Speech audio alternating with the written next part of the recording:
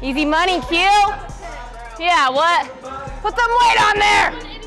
When some girls are moving some weight like butter, I definitely walk over and be like, I know you can put another plate on there. Here we go. Easy. What? Muscle mommy, let's go. Easy.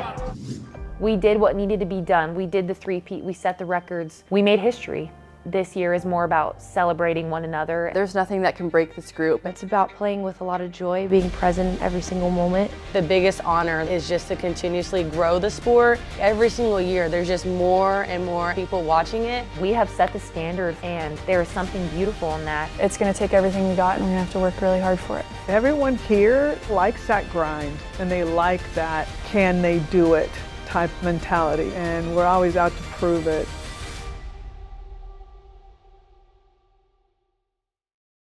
If you're looking at how we can get better, I just feel like our swings are off here and there. And when we decide that we're gonna swing hard, I'm gonna just absolutely go for it, that's when you see things take off. I think I have the best hitting coach in the country in JT Gasso. And I'm not taking any credit for that young man. He's done everything on his own, and he's done it the right way, and he's taken our hitters to another level.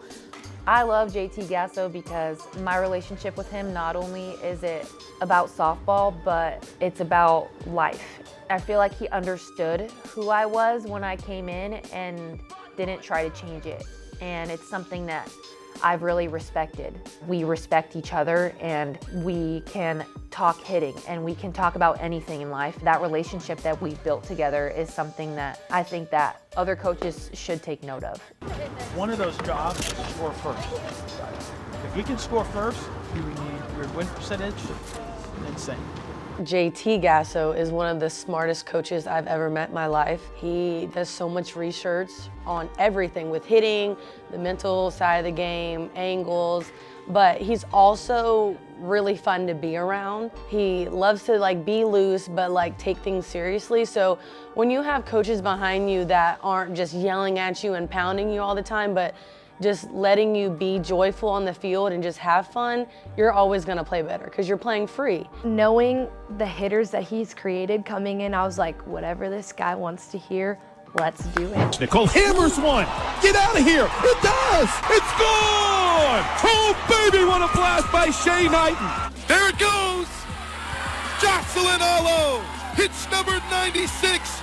There's a new home run queen in college softball. And I kind of just laid it all down and allowed him to just give me any feedback that he had, because I knew he has the reputation of creating all-American hitters. We did a lot of body testing, and he wanted to understand us just as much as we were trying to understand what he was talking about. Working together, figuring out what flows the best. He doesn't try to make each hitter the same as each other. He works with your skills, your strengths, your weaknesses, and he just really tries to be there for you.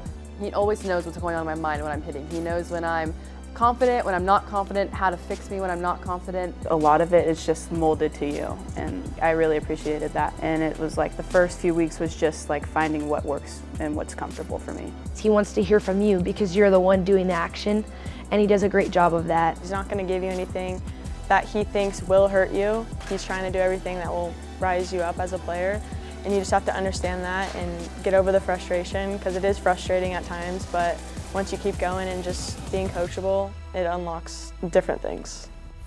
One of the greatest things about JT is that every year he finds something new to implement into our hitting, whether it's new tech or a new swing that he's blending into what we're doing. Something that he would tell us that's a small detail is the self-talk and how you talk to yourself.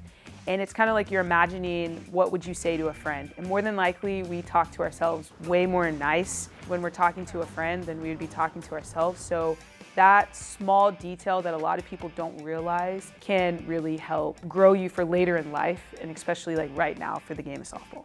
I feel like I can come to him and I'm like, gosh, I don't know what I'm doing wrong. And right then and there, he's like, all right, we're good. It's always what can we do to progressively make you better? You're fine. It's a process. And I think that process mentality is so important, especially in a game of failure like softball, where you only succeed 4 out of 10 times. He sees it from the naked eye, and he's like, hey, try this, and you think it's the craziest out of the world like thing, and then you like hit a home run and you're like, what the heck? Like, how did that even work? JT is always the caddy for us, and he's just gonna give us the tools and the information and everything that he can do for us to go up there and do our thing. If Coach Gasso was here running chain sprints, JT, I could never see JT running chain sprints.